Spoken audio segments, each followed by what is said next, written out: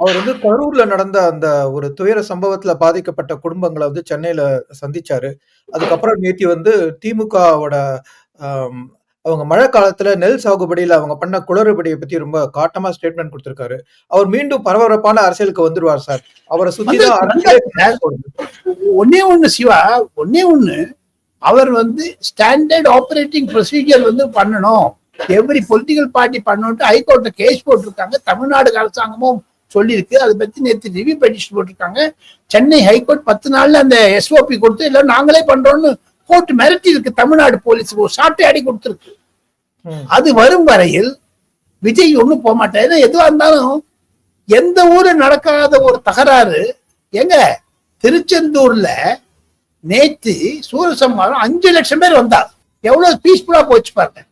எடப்பாடி பழனிசாமி 200 தொகுதிக்கு போயிருக்காரு. பீஸ்ஃபுல்லா இருக்கு. தமிழகம் ஒரு அமைதி பூங்கா, யாரும் இல்லைங்கிற மாண்புமிகு முதலமைச்சர் சொல்லுகிறார். ஆனா கரூர்ல வண்டி எங்க அமைதி பூங்கா அபங்க வந்தது? அதைத்தானே சுப்ரீம் கோர்ட்ல சொல்லியிருக்காங்க. செந்தில் பாலாஜியும் நம்ம விஜய்க்கும் ஒரு தகராறு, விஜய்க்கும் உதயநிதிக்கும் சினிமால தகராறு, அந்த ரெட் ஜெயண்ட் போன்றதெல்லாம் இதெல்லாம் ஒரு வெளில வருது. இப்போ இன்னொரு இம்பார்ட்டன்ட் டாபிக் பூச்சென்று சொல்றேன். 7 அல்லது 8 தேதியில் நவம்பர் மாதம் அஜய் ரஸ்தோகி என்று சொல்லக்கூடிய நீதி அரசர் அந்த 2 ஐபிஎஸ் ஆபீசர் மூலமாக சிபிஐ என்கொயரி டீம் அங்க கரூருக்கு போய் ஆன் தி ஸ்பாட் டிசிஷன் எடுக்க போறாங்க. 3 நாள் தங்க இருக்கிறார்கள். அப்பொழுது விஜய் அங்கு சென்று தன்னுடைய சார்பாக அந்த கமிஷனர் எஸ்ஐடிக்கு முன்னாடி அப்பீரா போறாரு. அப்போ சில விதையெல்லாம் சொல்லுவார். இன்னைக்கு கூட டிடி நிர்மல்குமார் என்று சொல்லக்கூடிய அமைப்பாளர் ஒரு பெரிய பாம்ஷெல் போட்டிருக்காரு. எங்களை போக கூடாதுன்னு சொன்னாங்க, எங்களுக்கெல்லாம் தடி அடி அடிச்சாங்கன்னு ஃபர்ஸ்ட் டைம் சுப்ரீம் கோர்ட்ல போட்ட அபிடவிட் தவிர இன்னைக்கு சொல்லியிருக்காரு. இதெல்லாம் வைத்து பார்த்தால் பரபரப்பான அரசியலில் விஜய் திரும்பி விட்டார் என்பதுதான் அறிகுறி.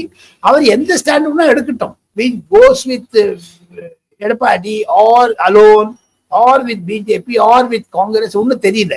அதுல இன்னொரு நேரடிவ் கூட வருது சார். சில பேர் சொல்றாங்க அவர் கட்சியே கலைச்சிட போறாங்கன்னு. அது சம்பந்தமா